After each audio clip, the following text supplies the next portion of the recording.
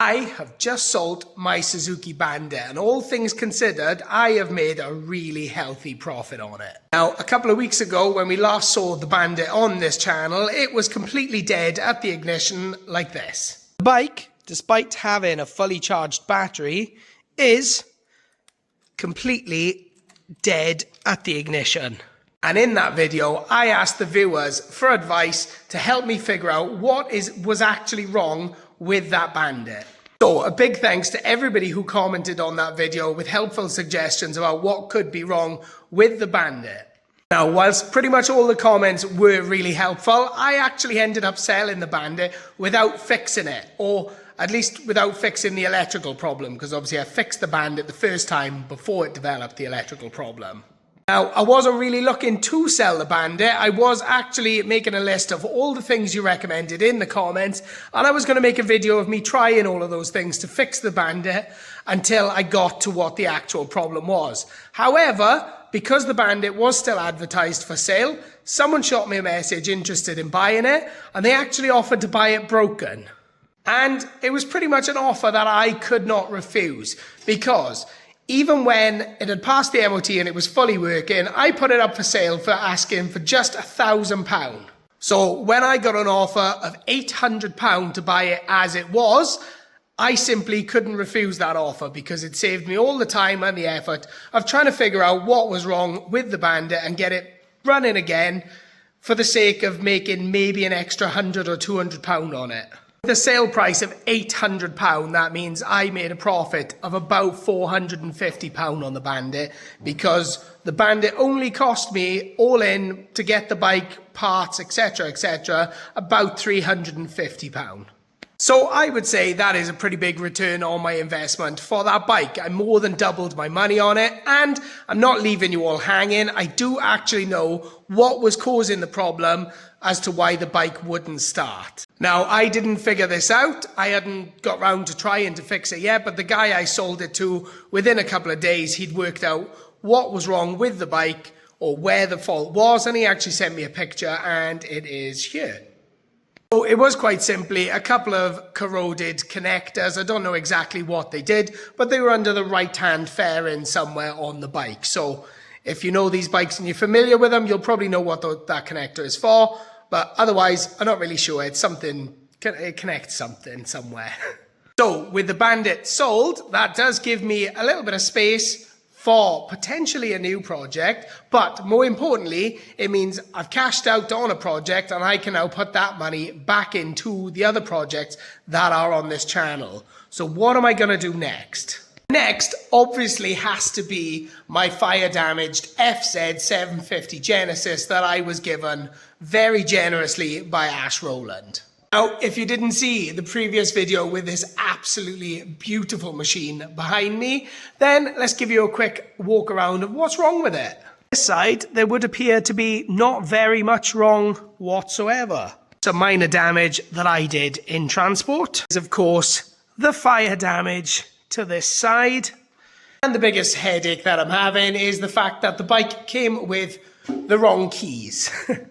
Bike came from Copart auction with a set of Honda keys. So it was classed as a non-runner, and it's still a non-runner because I don't have the keys to start it. Even though me and Ash managed to get it to fire up with a bit of a hot wire and some easy start, I really need some keys for it, and it is proving to be really difficult to get keys cut for that bike. Everybody said, just call a locksmith and get some keys cut, but it has not been that simple. I've had a lock with a locksmith for well over a month, and he has now said he cannot do it because he's ordered 3 different picks, and none of them are right for the locks that are on that bike. So it's proven to be very difficult, and a lot of other locksmiths won't even touch motorbikes in order for me to get a set of keys cut.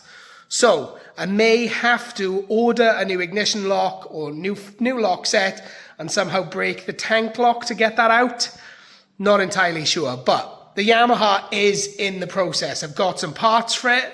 They're ready to go off and be painted, but obviously I want those keys before I can really do anything with that bike. But that is definitely coming very soon. Of course, we've still got the buggy. The buggy is probably not going to appear anytime soon because there's still a lot of work that needs to do on the buggy. And every time I look at it, I just think it's going to swallow up what little funds I've got available very, very quickly. So we will get to that at some point, unless anybody wants to buy a broken off-road buggy. Don't know. Let me know. Make me an offer. But at some point, we'll get to that. Still, my Stomp Z3, or what's left of it. I've broken it down to this point. I've hit a few snags with it because it's one of those projects where the deeper you go, the more problems you find. And I now need a special spanner to get that off there. And I need bearings for this. And then the frame is rusty, so may need to go off and be painted or powder coated. Or I might just buy a new frame entirely, even after all my efforts of drilling out all the snapped bolts. Don't know. There's a bit of a roadblock on that one, but it's still in hand. There is a little quick flip back there on a little Yamaha. The mopeds that I bought quite a while ago at the police auction, they are probably going for sale because they've been sat here for ages. I'm not actually that interested in them. I maybe got a bit carried away because they were so cheap and just bought them. I mean, I won't lose money on them because I bought them so cheap. But I think I may end up selling those just to make a bit more space because I do want to have a shift around in the unit because I've acquired a lot more tools and just generally needs a tidy up and a better layout going on in here. There is, of course, the most fun I've ever had on any amount of wheels. We've got the drift trike sitting in the corner over there. Now that is so much fun. The drift trike is never, ever, ever going. I'm definitely going to make some more videos with it. I'm trying to find a go-kart track that'll let me take it there because obviously it's not very road legal. So you can only have so much fun until you get stopped by the police and then your fun is completely over. But that's not going anywhere. If anything, I'll buy more drift trikes. There is also a couple of cheap car flips going on. One of them should feature very soon because it is pretty much ready. It's not here at the minute because it is out getting polished up and cleaned, ready to be sold.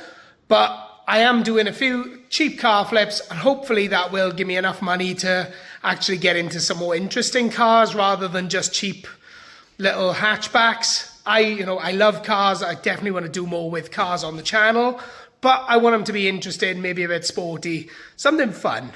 And of course, there are more mods going on my van, which is not this van. That is not my van.